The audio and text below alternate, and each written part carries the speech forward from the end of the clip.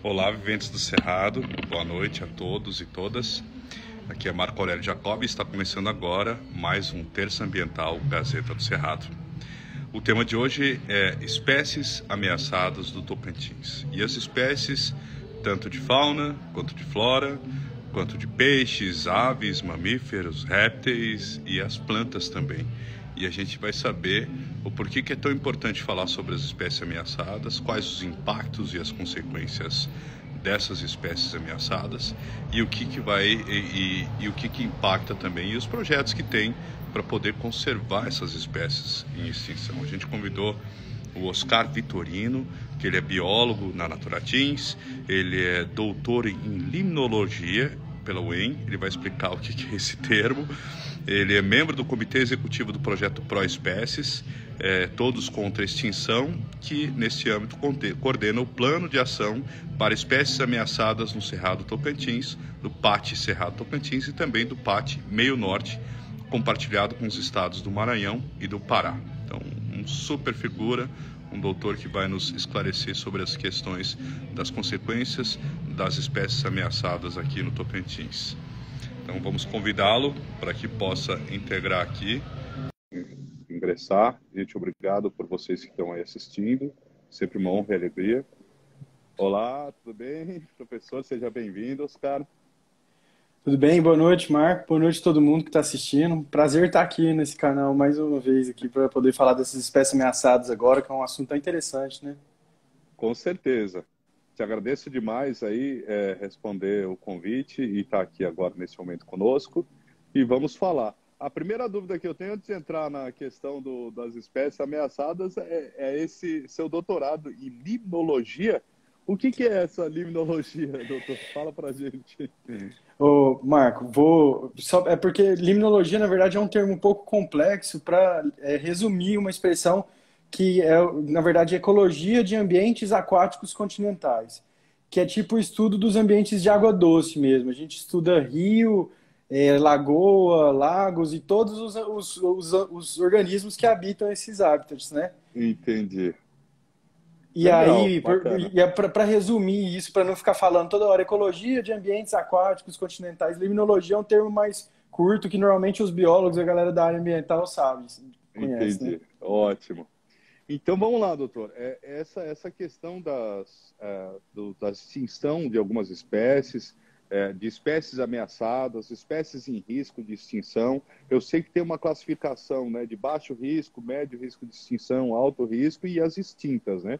Eu gostaria que você desse um panorama geral, antes da gente entrar nos detalhes, sobre esse tipo o que é considerado uma espécie de extinção, uma de baixo risco, para que as pessoas, nossos ouvintes aí, as pessoas que são web espectadores estão aí nos ouvindo para entender um pouco mais. Perfeito. Muita gente tem essa dúvida, embora a gente veja que tipo, extinção é um tema que é recorrente, né? Hoje na rádio mesmo eu estava escutando e alguém falou assim, que alguma coisa, a nota de tanto está em extinção, tal, porque é um termo que a gente é acostumado, mas pouca gente sabe como que é feito esse trabalho, na verdade, né? E aqui no Brasil a gente tem, a princípio, uma avaliação que foi feita a nível nacional pelo Ministério do Aham. Meio Ambiente e pelo Centro Nacional de Conservação da Flora. O Jardim Botânico do Rio de Janeiro, Centro Nacional de Conservação da Flora, fez a parte da flora, né, das espécies das plantas, e o ICMBio, o Ministério do Meio Ambiente, coordenaram a parte da fauna. Eles fizeram essa avaliação usando os mesmos critérios que foram utilizados para fazer todas as avaliações praticamente no mundo, que são os critérios da IUCN, né, que é um órgão da ONU para a conservação da natureza. Então, essa Aham. IUCN delimitou esses critérios que são usados para fazer essa categorização. A gente pega todas as espécies, no caso, o Ministério do Meio Ambiente pegou na época, consultando especialistas de todos os grupos, eles fizeram fichas de avaliações das espécies, né, para saber se essa espécie, de acordo com os critérios da IUCN, ela podia, em qual categoria que ela vai estar. Então, a maior parte das espécies, felizmente, ainda não estão em nível de ameaça, né, estão numa categoria suportável, mas a gente tem aí uma minoria que está tendo essa dificuldade, né, que está tendo um declínio populacional. E aí essa avaliação é feita no mundo inteiro, foi feita a nível de Brasil, e agora no âmbito do PAT, uma das ações nossas do PAT Cerrado Tocantins, justamente é fazer essa avaliação a nível estadual, né? muitos estados, a maior parte dos estados hoje já contam com algum tipo de avaliação a nível de estado, e nós estamos Aham. começando esses primeiros passos aqui no Tocantins agora no âmbito do PAT. Entendi. Ótimo. E uma espécie que está ameaçada ou uma espécie que está em extinção, qual que seriam as consequências de uma espécie desaparecer? E se você quiser lembrar de algum exemplo, fica mais fácil às vezes para as pessoas entenderem, né? Não, com certeza. Tem muitos exemplos que eu acho legal, porque essa é uma questão muito importante para a gente que trabalha com biodiversidade, sabe, Marco? E a gente sempre gosta de frisar isso.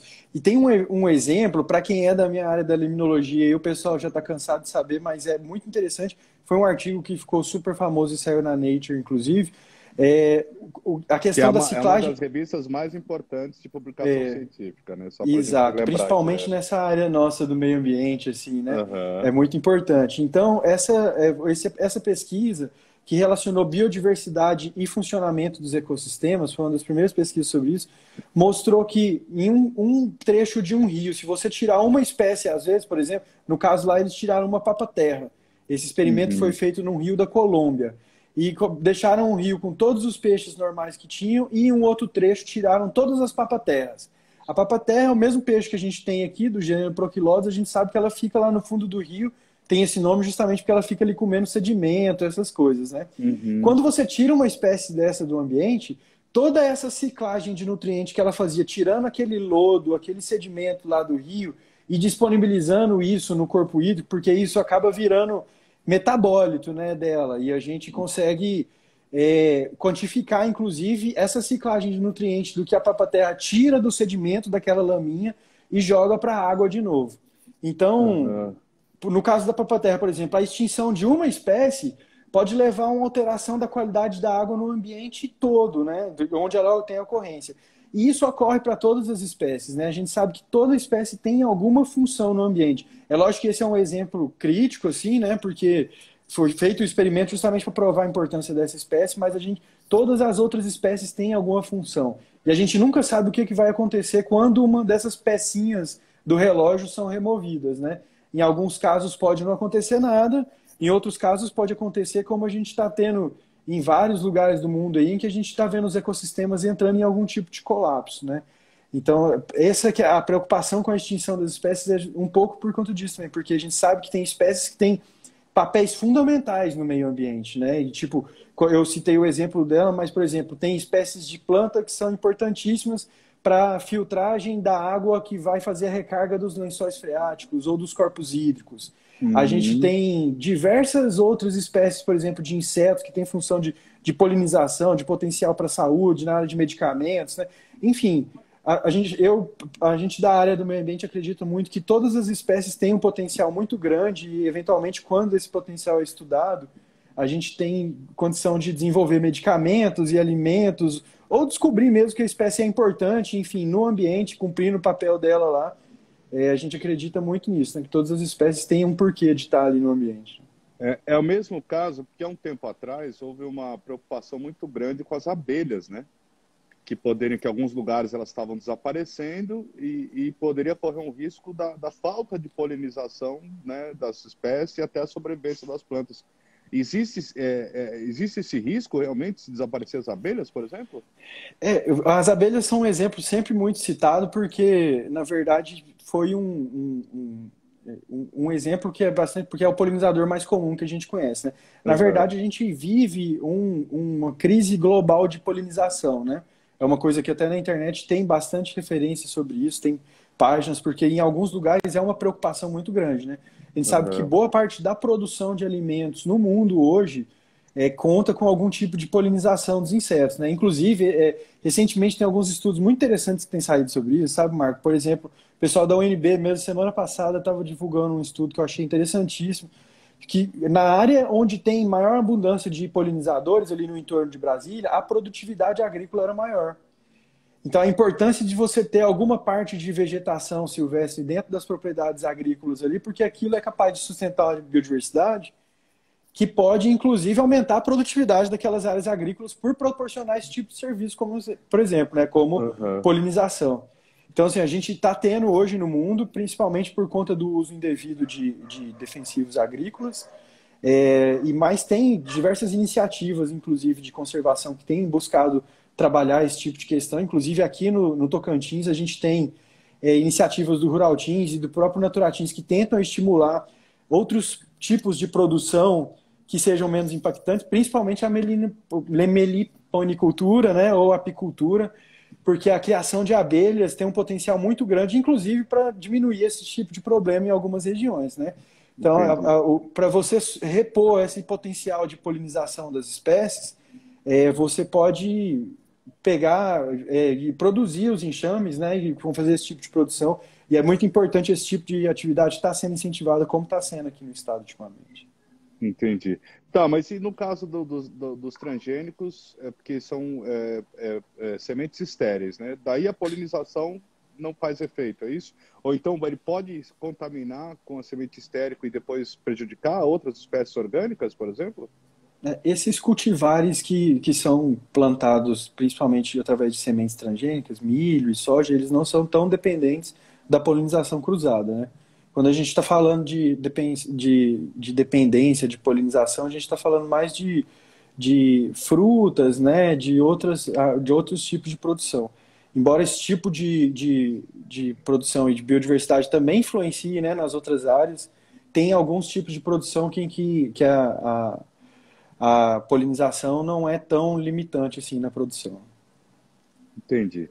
E aqui, para essas espécies aqui no Tocantins que estão em risco ou extinção, o que você teria a falar? Ou então, quais são os projetos que tem hoje para conservar isso? Ou quais os planos de ação? Ou como sensibilizar a sociedade para isso? Então, o trabalho nosso no âmbito do projeto ProEspécies e nos dois planos de ação lá que você falou no começo, né, Marco, e a gente está trabalhando na divulgação deles aqui no estado, é justamente em função dessa situação, né? Quando o Ministério do Meio Ambiente e o pessoal da Coordenação Nacional do ProEspécies fez a avaliação de como estavam algumas dessas espécies ameaçadas, eles perceberam que tinha alguns territórios onde tinham maior concentração de espécies ameaçadas, né? E dois desses territórios, foram 20 e tantos territórios prioritários, 13 foram considerados mais prioritários, entre eles dois que tem algum trecho aqui no Tocantins, né? Então, assim, a gente não está numa situação ruim, pelo contrário, os outros estados têm muito mais espécies e áreas maiores afetadas pela extinção das espécies. Então, por um lado, a gente está numa situação boa. Agora, é lógico que é uma situação delicada, né? Porque quando saiu a avaliação nacional e isso foi divulgado para a gente percebeu que tinha várias espécies que só eram conhecidas aqui do estado do Tocantins e que estão num estado crítico, sabe, Marco? Então, o ProEspécies foi um projeto que o Ministério do Meio Ambiente submeteu para o Fundo Global Ambiental, né? E foi aprovado, e no contexto desse projeto foram feitos os PANs nacionais, né, que são os planos de ação. E aí a gente tem vários tipos de plano de ação nacional que são coordenados pelo Ministério do Meio Ambiente, o ICMBio e o Jardim Botânico do Rio de Janeiro. Por exemplo, o PAN da onça pintada, existe um plano de ação nacional onde o pessoal do ICMBio, mais pesquisadores e a comunidade estão envolvidos ali na conservação dos grandes felinos.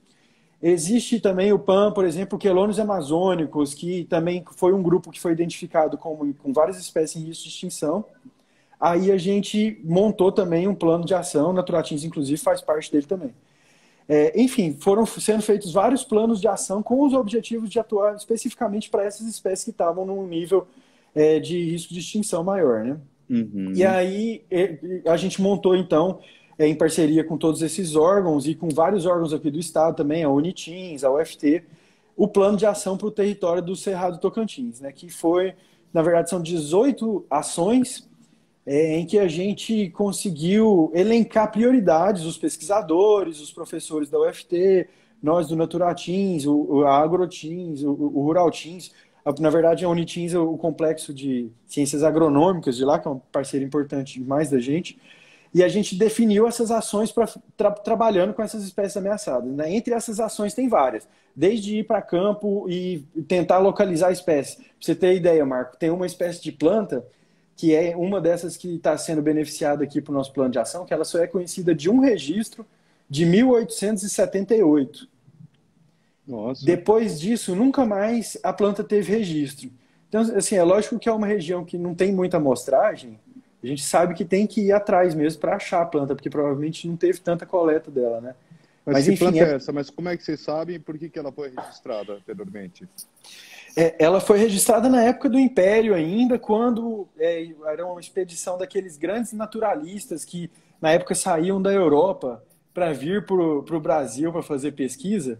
Então, Aham. nessa época, teve o pessoal que veio, um pesquisador, se não me engano, alemão, passando aqui pelo Rio Tocantins, fazendo coleta da flora, coletou essa planta e descreveu ela como uma espécie nova. Depois disso, todas as expedições para a flora que já foram feitas no Tocantins ainda não observaram ela. Então, provavelmente é uma planta bem rara, né? Que essa pessoa teve sorte de achar ali na época e numa condição boa também. E a gente agora vai fazer esse trabalho justamente de ir para campo tentar localizar, né? Além dessa, tem várias outras plantas. Tem uma outra também que só tem registro de 1970 e alguma coisa, 72, se não me engano, uma planta. E a gente está indo para campo também tentar localizar ela. Uma dessas outras espécies também que estão no pátio Cerrado Tocantins é um peixe que era conhecido dessas lagoas que tinham na beira do rio Tocantins, lagoas temporárias, e quando formou o reservatório aqui de peixe do Lajeado, essa espécie acabou não sendo mais localizada. Então ela está sem registro desde a época que fechou o reservatório. Nunca mais foi Uhum. observado esse peixe. Então são várias espécies, né? E situações que a gente vai estar trabalhando para tentar envolver outros órgãos, né? Por exemplo, no caso das plantas, a gente está fazendo um trabalho super legal com o pessoal da Unitins, onde a gente está coletando essas plantas e levando para o laboratório e fazendo a propagação lá in vitro, né, em laboratório, para Uhum. depois reintroduzir essas plantas na natureza, né? Que é um trabalho bem legal que está sendo feito aí. E a gente espera ter resultados bem positivos para essas plantas e envolvendo a comunidade para a gente melhorar a situação dessas espécies ameaçadas aqui no estado. Tá, mas daí surge também uma dúvida em relação ao naturalista alemão. Ele pegou a planta porque ele achou esteticamente interessante, ou porque ele nunca tinha visto e queria registrar realmente uma planta nova, ou porque ele viu que ela tinha alguma utilidade ali na natureza? Ô, Marco, eu acho Claro que que esse a pessoal. gente, né, tá supondo, mas assim, eu tô colocando no sentido de que, assim, de você se colocar no lugar do pesquisador, como pesquisador que é também, e que plantas você escolheria para classificar ou para pesquisar, porque são muitas às vezes, né? A gente entra numa floresta ou numa mata ciliar aqui na Serra do Lajeado, por exemplo, e dessas devem ter muitas espécies que ainda não estão registradas, classificadas. Quais seriam os fatores que o naturalista utilizaria ou que você utilizaria para poder pesquisar as espécies? A gente tem alguns perfis de pesquisadores assim que trabalham com esse tipo de coisa, sabe, Marco? E eu, por exemplo, sempre tive esse perfil de ir atrás de algum tipo de espécie e as mais raras que tivesse alguma justificativa para coleta, sabe? Que fosse uma coisa que não tivesse sido estudada, alguma coisa. Mas esse pessoal dessa época, especificamente, pelo que a gente tem nos registros e a gente acompanha até, tem inclusive exposições sobre isso, né? Uhum. O Miller, que foi um dos grandes pesquisadores alemães que fez viagens pelo Brasil inteiro, subiu o rio Tocantins em 1860 e qualquer coisa, coletando plantas, e eles vinham coletando praticamente tudo mesmo, né? Porque eu acho que devia ser uma oportunidade da pessoa sair da Europa, né, e vir para cá para o Brasil coletar. Então esse pessoal, cara, eu acho que eles voltavam com os barcos abarrotados, porque era muita coisa, sabe? Tipo, descreveram centenas de espécies, na verdade, sabe? Então, eu Uhum. imagino, assim, para fazer tanto trabalho com tantas espécies, quanto material esses caras não coletavam. E não só de plantas, né? Porque os naturalistas, eles não tinham essa coisa. Ele coletava inseto, coletava... O Miller mesmo descreveu o mimetismo milleriano estudando as borboletas helicônios aqui da América, né? Então, teve várias coisas da ecologia que foram, inclusive, descobertas padrões nessas coletas, justamente porque o cara comparava bichos que ele tinha coletado em regiões diferentes, né? Tem esse tipo de estudo também que é interessante fazer. Mas hoje em dia a gente está em outra fase da ciência, né, Marco? Hoje, quando a gente sai, justamente baseado nesse conhecimento todo que já foi criado das espécies, a gente sai justamente procurando aquelas que não foram tão estudadas, que a gente imagina que possa ter um potencial de uso, né? E para plantas, especificamente, tem muitas espécies que têm sido descobertos potenciais, né? Não só alimentícios, na indústria alimentícia, mas também na parte de remédios e indústria. Uhum. Então, tudo isso hoje é muito visado, né, na parte de processos industriais, inclusive. A gente tem vários materiais aí biológicos que estão sendo incorporados cada vez mais, né, nesse tipo de processo. Então, é sempre interessante a biodiversidade, a gente fala sempre aqui no estado, aqui, parece que é uma coisa que não vai acabar nunca, sabe, Marco? Porque eu falo assim, a quantidade, né? Porque assim, a gente sabe que tem algumas espécies que estão em extinção, mas para a gente que está trabalhando com isso, é impressionante a quantidade de surpresas, sabe, Marco? Toda vez a gente vai para campo, isso que você falou, tem uma quantidade muito grande de plantas e de bichos para serem descobertos ainda em campo. Então é uma sensação também, a gente fica animado também com o potencial todo que ainda tem de coisa para ser feita aqui no Tocantins, né? Entendi, ótimo. E essa questão que você falou dos fitoterápicos, né? Isso aí, vocês pegam as dicas desses raizeiros, dos povos indígenas, do pessoal aqui para pesquisar? Ou vocês podem, vamos testar todas para ver se tem algum princípio ativo que possa ser interessante? Não, sempre. Esse pessoal conhece muito, né, cara? O conhecimento tradicional é uma base muito forte para a gente desenvolver ciência, sempre foi. Não só nessa área, né? Para todas as áreas, por exemplo, se você quer fazer pesquisa com peixe, quando você vai localizar uma espécie, a primeira pessoa que você tem que fazer para chegar para localizar uma espécie rara é conversar com um pescador na região onde você está indo, né? Para planta é exatamente do mesmo jeito. Não só o pessoal, muitas vezes quando você está atrás de uma espécie tentando estudar ela, tentar localizar ela, o pessoal já sabe onde vai ter a planta, como sabe também um uso que pode ser dado para ela. Isso acontece frequentemente. Então, esse conhecimento tradicional é muito importante e já gerou, inclusive, né, o desenvolvimento de alguns tipos de medicamentos, né? A gente tem vários aí princípios ativos aí. Eu não sou dessa área exclusivamente da produção farmacêutica, mas eu sei a biodiversidade brasileira já gerou vários produtos aí farmacêuticos, Como a entre eles até aspirina, né? inclusive o captopril, remédio cardíaco, um dos mais usados do mundo, saiu do veneno da nossa cascavel aqui no Brasil, né? Olha Então, só. tem vários exemplos disso aí, medicamentos e potencial alimentar, né? Que essas espécies, no Cerrado, muitas têm conseguido. A gente tem, inclusive, agora, Marco, em desenvolvimento, uma cadeia muito interessante que está sendo muito estimulada aqui no estado, que é desses produtos alimentares mais tradicionais, como o piqui, o baru, essas coisas, né? Existe um potencial econômico muito grande para essa cadeia também dos frutos do cerrado, né? Que a gente está vendo grandes mercados acendendo esse tipo de consumo, como por exemplo Brasília, a procura já é muito grande por frutos do cerrado, esse tipo de coisa, virou moda até picolé de frutos do cerrado, assim, essas coisas, né? É, Que era uma coisa que antigamente a gente não tinha e hoje já está aumentando bastante, né? E com certeza a perspectiva é isso aumentar no mundo inteiro, né, cara? Assim como o nosso açaí e vários outros produtos aí que tomaram o mundo, eu tenho certeza também que o baru, o piqui, a a castanha barô, né? abacaba, É o nosso Viagra do Cerrado, né? Que ela é a castanha que tem mais nutrientes dentre as castanhas, né? No mundo registradas, não é isso? exato, e de minerais, é uma composição assim maravilhosa, um alimento super rico, né? E a gente está num tempo aí que está precisando mesmo, até por questão de ambiental mesmo, de mudar um pouco nossos hábitos alimentares e esse tipo de coisa faz muita diferença também na conservação, né? A gente cada vez mais tem discutido esse tipo de tema, né, Marco? E a gente sabe que a alimentação hoje em dia do ser humano, da forma como a gente faz, ela é uma coisa que tem um impacto no meio ambiente, né?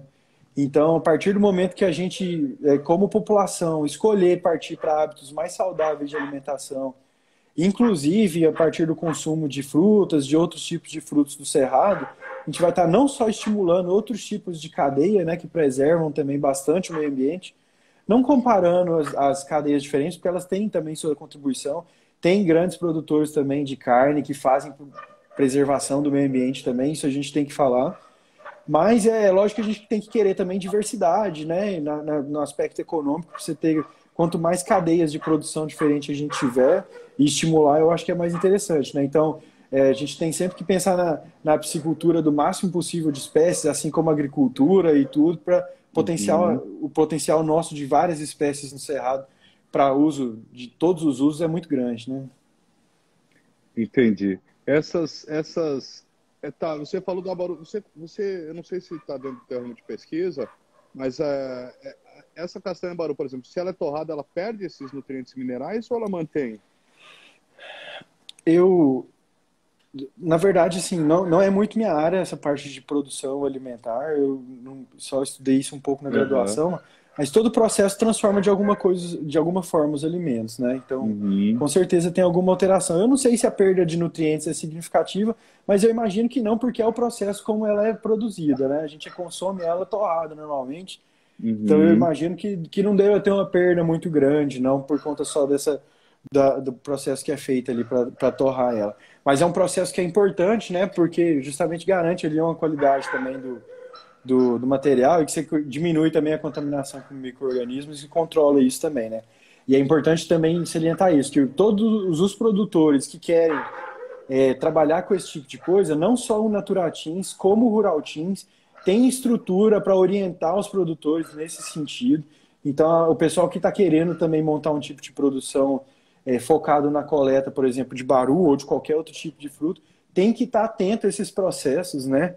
De como que vai ser conservado, embalado, como tem que ser preparado esse tipo de material. E esse trabalho, o Rural Teams, principalmente, tem feito muito bem aqui no estado, incentivando esses outros tipos de cadeia, não só do baru, como das frutas, enfim. Até porque o baru tem um alto valor agregado também, né? E a casca os animais podem comer também, também vira farinha, né? Tem uma série de nutrientes, né? E formas de utilização, né? E não impacta a castanha do meio, né? Eu já cheguei embaixo de um pé de baru que estava mascado as cascas e a castanha estava intacta, porque depois você quebra, ela não tem acesso, né? Então mesmo com a casca mascada ainda dava para aproveitar, né? Eu Nem fico fala. com dó de ver essas fazendas que o pessoal arrasta a corrente até a Baru, né? Que era uma planta típica do Cerrado. E esquece que ela ainda pode dar sombra e ainda pode alimentar nutricionalmente os animais aí do campo, né? É.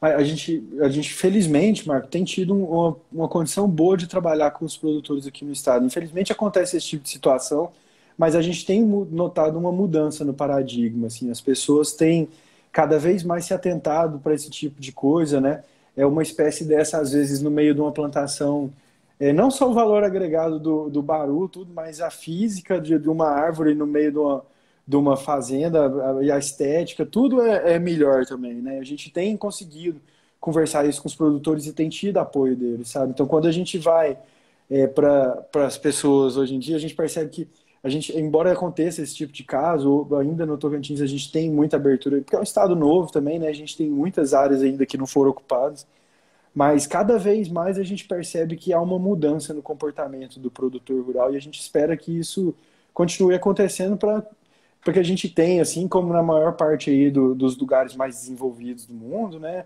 uma condição ambiental favorável, que isso é muito importante, principalmente para a gente que é um estado tão dependente de recursos hídricos, né, a gente tem a agricultura, a nossa produção toda é basicamente focada na dependência dos recursos hídricos, né, então é importante a gente pensar no impacto disso.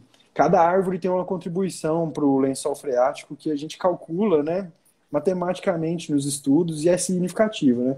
Então, quando a gente tem esse tipo de desmatamento, a gente tem uma perda muito grande na recarga dos lençóis freáticos e a gente, cada ano que passa, percebe isso mais, né, Marco? É Aqui no estado, a mesmo? gente tem percebido muitas drenagens que há muitos anos não secavam, por essa mudança na paisagem, tem alterado suas dinâmicas, né? Então, a gente tem É, percebido isso e a quando a gente gente, conversa isso com os produtores, eles notam um pouco isso, né? aqui eu entrevistei o presidente de uma associação, das associações quilombolas lá do Jalapão, e ele falou que o impacto lá dos produtores de soja no entorno, inclusive está afetando na pressão do fervedouro, né, da água que sai nos fervedouros, que são essas nascentes do meio do Jalapão, né? Ele já tem notado isso, que tem diminuído a pressão por causa do corte das espécies, plantio e substituição do cerrado pela soja.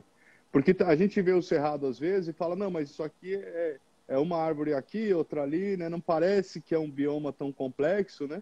E às vezes a gente menospreza de uma forma superficial, né? Das riquezas disso também. Isso aí também pode afetar também essa perda, mesmo que seja é, de uma Sim, forma para o cerrado?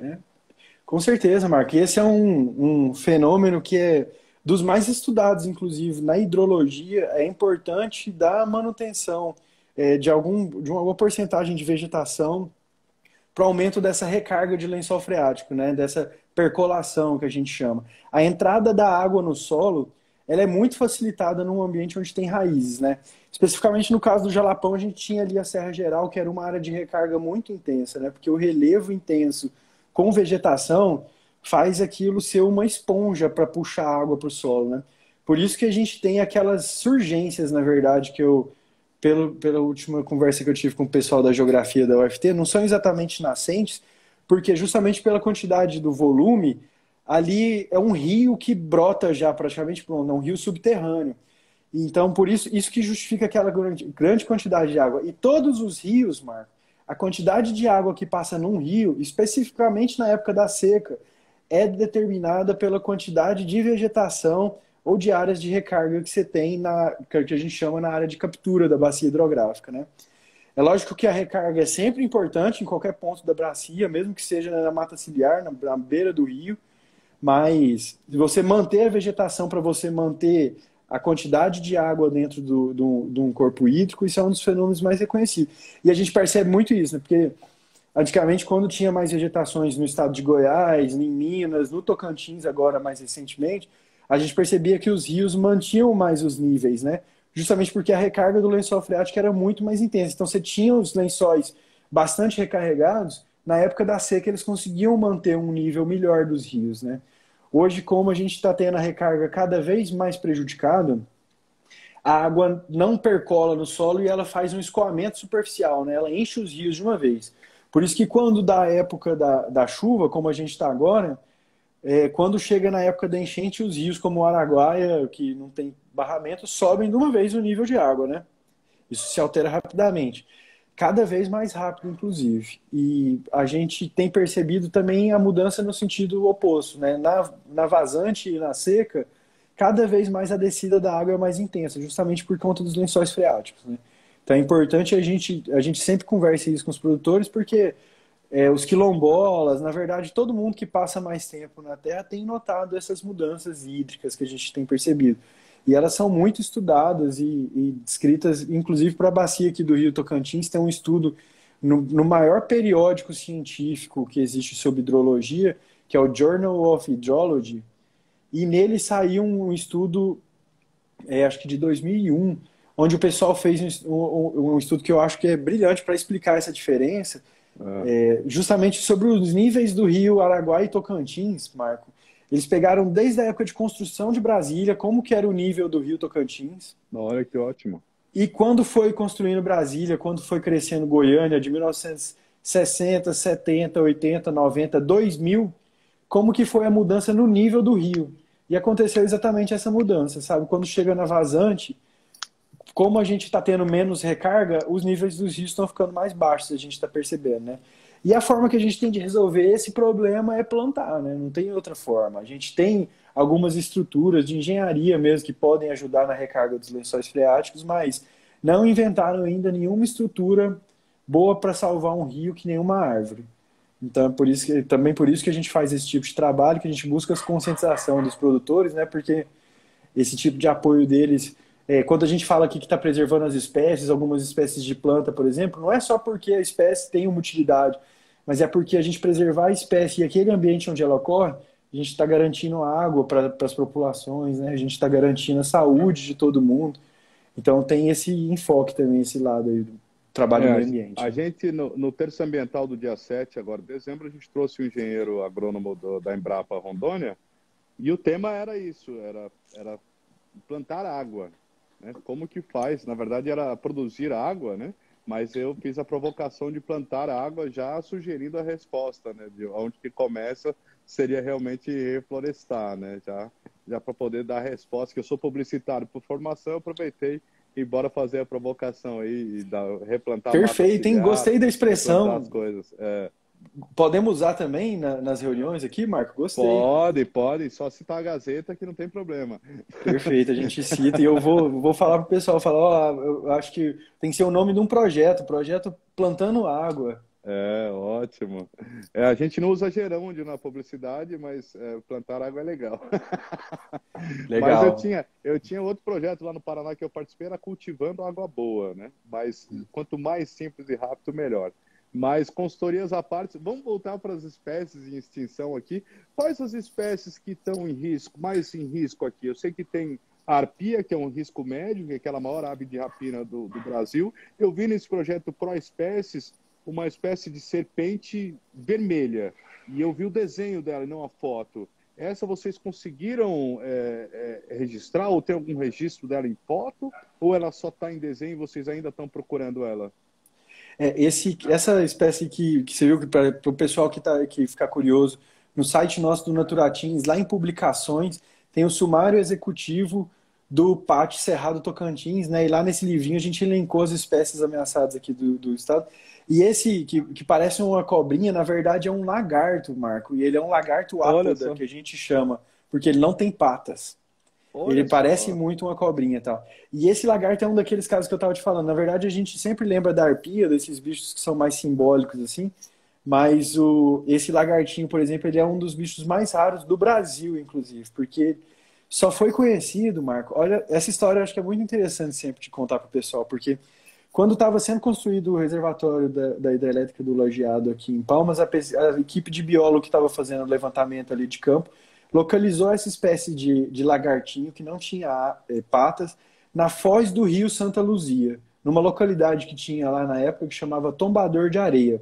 Eram grandes dunas de areia, que o pessoal fala que eram praias maravilhosas que tinham no rio Tocantins, na foz do rio Santa Luzia, ali perto de onde é o Luzimangues, ali, como se saísse do Luzimangues e fosse para Miracema. Naquele pedaço ali. Tinha uma grande duna onde encontraram esse bichinho. Ali por Barrolândia? Isso, ali perto. Exato, Marco. Esse bichinho só foi registrado uma vez lá naquela localidade, na foz daquele rio Santa Luzia que passa lá. Depois, o reservatório encheu e ele acabou não sendo mais localizado. Nossa. Então, esse bicho só foi conhecido uma vez por volta de 1990 e alguma coisa, 1996, 98, se não me engano. Foi coletado, levado pelo pessoal da UNB, o professor Hilber e o professor Guarino Colli tem eles lá na coleção da UNB. São os únicos exemplares que existem desse bicho e já foram vistos pela humanidade, mano. E depois do fechamento do reservatório, ninguém nunca mais viu esse lagartinho. Então ele está desaparecido. É lógico que também não foram feitos grandes esforços. A gente tem expectativa grande de localizar ele, porque a gente sabe que o trecho ali de areia até Miracema tem bastante areia e dunas por ali na beira do Tocantins. Mas ele vive na areia, não é em rios? Em areia mesmo. Na areia, especificamente, ele parece que ele gosta de beira de rio grande, mas ele gosta das dunas, das praias ali e tudo. Então a gente montou uma parceria com o UFT e compramos todos os equipamentos de coleta e a partir agora do ano que vem a gente vai estar fazendo esse trabalho. A gente está contratando os bolsistas também da UFT e o pessoal vai estar indo para campo para estar fazendo esse trabalho aí de tentar localizar esse bichinho, que é um dos mais raros do Brasil, do Cerrado, né, que está desaparecido aí há mais de 20 anos, a gente espera localizar ele. Ótimo. E que outras espécies? Que eu sei que tem algumas plantas, mas e as plantas, como é que vocês definem? Porque que ela está em extinção ou está em risco de extinção? Porque às vezes não seria uma planta rara, em vez de dizer em extinção. Como é que vocês conseguem diferenciar isso? É muito, muito bem, Marco. Essa é uma questão, inclusive, que os biólogos têm muita dificuldade em discutir eventualmente, sabe? Porque a gente costuma pensar sempre que uma espécie rara sempre está em risco de extinção, mas isso não necessariamente é verdade, sabe? Tem algumas espécies que são naturalmente raras e são resilientes dessa forma e conseguem se manter desse jeito. Agora a gente tem várias outras espécies que não, que são ameaçadas de extinção e de repente já tiveram numa situação melhor, numa abundância maior e a gente percebe esse declínio. Então o principal fator que faz uma espécie entrar na categoria dessa de ameaça de extinção é justamente essa do habitat dela tá diminuindo, né? Do lugar onde ela tem ocorrência, a gente perceber que ela tinha uma distribuição grande e isso vai diminuindo. Agora, tem outras que são raras e estão em risco de extinção, né? Por exemplo, no caso do nosso pátio mesmo, a gente tem algumas espécies de plantas, por exemplo, a bromélia brownie, né? Que é uma emblemática do nosso pátio, que é uma bromélia. Ela só ocorre nessas áreas de solo mais rochoso, né? De um cerrado mais pobre e tudo, que é um cerrado que tem sido transformado, que hoje em dia pode ser maquinizado e transformado ali, corrigido o solo, Então essa planta tá sumindo porque ela gostava de uma área muito restrita do cerrado que hoje em dia está sendo convertida. Essa avaliação foi feita a nível nacional, sabe, Marco? Está sendo Então, convertido o quê? Em agricultura? principalmente. Tá. Então, assim, quando o Ministério do Meio Ambiente e o Jardim Botânico do Rio de Janeiro, que na verdade lá tem um órgão que chama Centro Nacional de Conservação da Flora, né? Então, o Centro Nacional de Conservação da Flora pegou todas as espécies de planta, praticamente, do Brasil e listou assim, ó, a gente acha que essas aqui são as mais ameaçadas. Para essas, eles fizeram uma avaliação detalhada, sabe? De qual que é a área que ela ocorre, quantos registros tem, se a reprodução dela é fácil de fazer, se ela é difícil, se ela é enjoadinha de reproduzir e tal. Todas essas coisas entraram na análise que eles fizeram para determinar para essas espécies quais que são as mais ameaçadas e as menos ameaçadas. Quando chegou para nós aqui no Tocantins, chegou mais a obrigação de agir no projeto em função das espécies que já estavam delimitadas a nível de projeto nacional, né? Uhum. Então, a gente agora está querendo começar, né, esse trabalho de fazer a avaliação estadual nossa, mas é importante que, assim, deixar claro para todo mundo que a gente, na verdade, vai corroborar um trabalho que já foi feito a nível nacional, né? Porque a gente tem muito contato com o ICMBio e com o pessoal que faz a avaliação da flora também, do Centro Nacional de Conservação da Flora, e a gente percebe que o pessoal fez um trabalho bem completo para as nossas espécies aqui, sabe? Então, inclusive, por exemplo... Esse Jardim Botânico do Rio é aquele que foi feito por Dom Pedro, né? Que ele já trouxe muitas espécies também da Europa, né? E agora estão focando nas espécies daqui do Brasil e da América Latina também? Na verdade, lá o Jardim Botânico do Rio, inclusive, eu recomendo sempre para quem tiver a oportunidade de estiver lá, porque o pessoal perde muito tempo na fila lá do Cristo Redentor e não conhece uns lugares como esse, histórico, como você falou, né, Marco? Porque o Jardim Botânico tem vários ambientes, tem as plantas da Europa, tem plantas da Amazônia, do Cerrado, tem um jardim de cactáceas e tudo começou com os plantios que o Dom Pedro fez na época das palmeiras, inclusive. Tem palmeira imperial lá que é da época que ele fez o plantio, né? Então é um lugar de aprendizado não só sobre a flora, como sobre a história do Brasil também, muito interessante.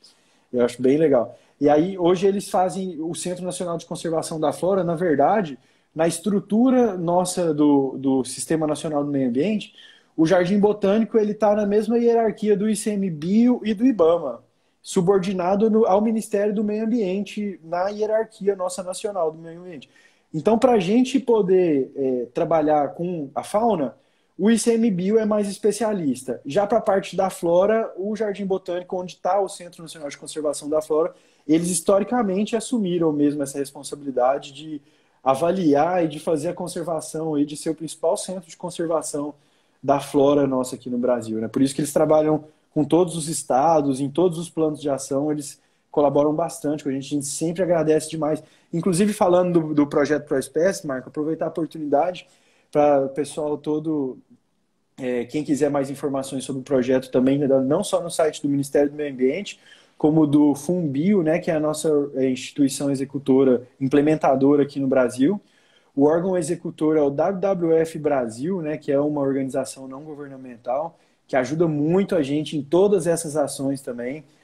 O ICMBio, né, o Centro Nacional de Conservação, o Jardim Botânico do Rio de Janeiro, a gente tem que agradecer sempre demais mesmo esse pessoal, porque o ProEspécies acho que assim, não foi feita uma quantificação, mas na perspectiva de muitos, o maior programa a nível de Brasil de conservação de espécies.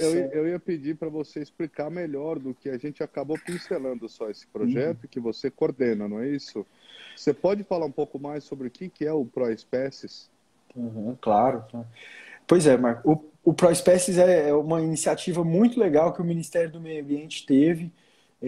Acho que foi pelo ano de 2013 que isso foi iniciado numa conversa que eles tiveram com o Fundo Ambiental Global. Na época já tinha sido feita a avaliação das espécies brasileiras ameaçadas de extinção e eles buscaram esse recurso para montar aqueles planos de ação que eu falei, né? Então tem plano de ação para conservação dos quelônios, da onça, da arpia, das aves, dos papagaios, desses bichos que têm algumas espécies ameaçadas de extinção. A maior parte do recurso para esses planos de ação, inclusive para os nossos que são territoriais, né, os nossos PATs, vieram desse recurso que foi aprovado pelo Ministério do Meio Ambiente na época.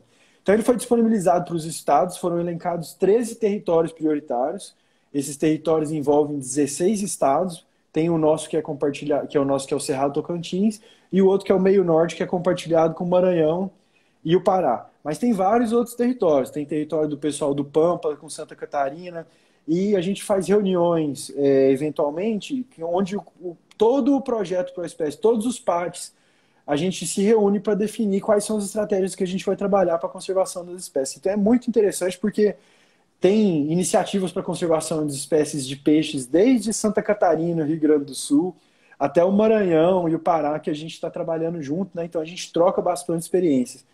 É um projeto muito grande que envolve as espécies mais ameaçadas, né, nessa avaliação que foi feita no Brasil.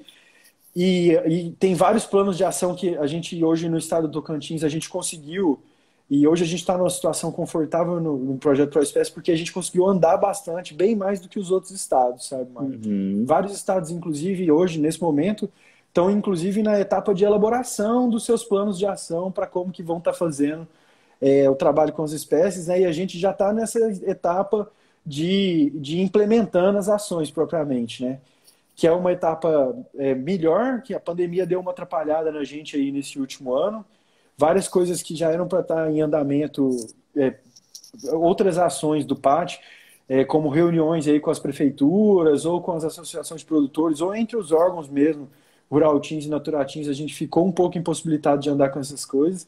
Mas não só o nosso PAT, como todos os outros no Brasil, e os PANs também estão andando bastante. E a gente tem perspectivas de ter melhoras no estado de conservação de várias espécies no Brasil, principalmente aqui no Cerrado Tocantins, onde a gente é um dos PATs mais adiantados, né? A gente já começou adiantado, nós somos um dos primeiros a apresentar a nossa proposta de construção do PAT e ter ela aprovada dentro do Comitê Executivo dos ProSpécie. E agora a gente é um dos estados que está mais avançados também na execução das ações, na execução do nosso PAT. E isso porque, além de todos esses órgãos que eu já citei também, tem uma estrutura do Naturatins que é muito forte, dá um suporte para a gente também muito grande para fazer esses trabalhos, sabe, Marco? Então sempre agradeço também todo o pessoal lá da nossa diretoria de biodiversidade, áreas protegidas, o diretor, o Arley, que dá muita condição para a gente desenvolver todos esses trabalhos. E principalmente o presidente também, Renato Jaime, e o vice, o Rafael, que são pessoas assim maravilhosas mesmo no trabalho de dar a mesma condição da gente estar fazendo esse tipo de trabalho, sabe, Marco? Eu acho que isso é importante também. Se hoje a gente está numa condição dessa privilegiada a nível de Brasil, num trabalho desse de PAT, é muito porque a gente tem um time forte lá no Naturatins também que está dando condição para a gente desenvolver tudo isso, sabe? Ótimo, bacana. Uma vez eu vi um estudo dizendo que algumas espécies de peixe, principalmente os de grande porte, que são os procurados na pescaria, podem ter um impacto muito grande em toda a cadeia alimentar dentro de um rio, mesmo de um lago, né? Então, se tirar a espécie predadora maior, a espécie que ele come se reproduziria tanto e acabaria com a espécie menor e aconteceria um desastre ambiental dentro daquele nicho ecológico, ou seja, daquele sistema localizado ali. Isso acontece mesmo? Esse é um dos motivos desse projeto? A gente foca em diversos tipos de espécies ameaçadas, mas as espécies que a gente está trabalhando agora no momento, Marco, a gente tem percebido que são espécies mais raras mesmo, assim, sabe? Por exemplo, essas plantas, mesmo os peixes mesmo, a gente tem algumas espécies de peixes que estão dentro do pátio porque são ameaçadas de extinção, né? São espécies tão raras, tão difíceis de achar, Marco, que acontece da gente chegar lá na região onde ela foi registrada numa pesquisa e o pessoal da região nunca ter visto, sabe? Algumas pessoas nunca terem observado. Para você ter ideia, tem uma das espécies que está no nosso pátio, que é uma raia grande mesmo, chama raia maçã. Foto, achei bonita a raia. Ela é uma das maiores espécies de arraia que tem aqui no Brasil. E na nossa bacia ela é a maior. Dimensão dela? Ela passa de metro de raio, de diâmetro, na verdade. Olha só. É uma raia bem grande. E ela é bem diferente das outras espécies de arraia que tem aqui no Araguaia Tocantins, porque quando ela fica grande, adulta desse jeito mesmo, ela vai perdendo a cauda e fica só uma cauda pequena mesmo, assim. Fica só um cotoquinho ali mesmo, sabe, Marco? E tem ferrão? E não tem ela tem um ferrãozinho, mas não ferrou, porque ela não consegue ferrar, porque a cauda é bem curtinha, né? Mas enfim, é interessante porque às vezes você mostra foto para ela, pro pescador que tá 20 anos na beira do Araguaia e tem gente que não viu. Então, assim, é um bicho que é bem raro mesmo, sabe? De qual região que é essa? Essa raia, ela tinha em todo o Rio Tocantins, em todo o Rio Araguaia, mas ultimamente, por conta dessas mudanças, como você tem falado, assim, a gente tira os peixes maiores. Isso vai causando diferença em algumas espécies de peixes menores ali. E influencia também os outros predadores grandes de cadeia, como essa raia, que é super rara, né? Então, isso vai causando diferença. Quando a gente. É justamente um desequilíbrio de um relógio mesmo, né? Quando a gente pega uma espécie dessa e tira ela, tira uma peça de um relógio, algumas coisas ali vão continuar funcionando, mas a maior parte não vai ser do mesmo jeito mais, né? Então, a gente, por exemplo, aqui no Tocantins, a gente tem um exemplo que é emblemático também, que é um dos maiores peixes que a gente tinha aqui na bacia já foi extinto, né, Marco? E ele foi justamente um exemplo sobre o efeito que os grandes barramentos têm sobre os peixes, né? A piraíba, ela é